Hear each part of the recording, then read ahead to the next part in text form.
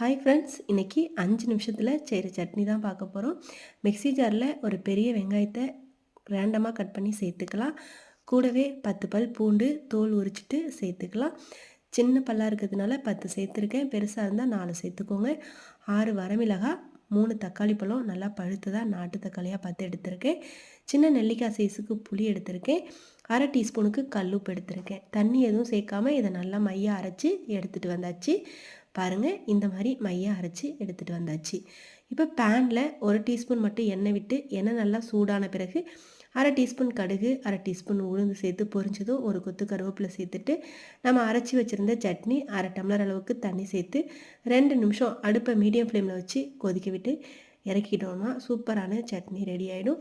5 நிமிஷத்தில் சூப்பரான சட்னி ரெடி பண்ணியாச்சு. ரொம்ப டேஸ்ட்டாக இருக்கும். பிடிச்சிருந்தா லைக் பண்ணுங்கள். நன்றி, வணக்கம்.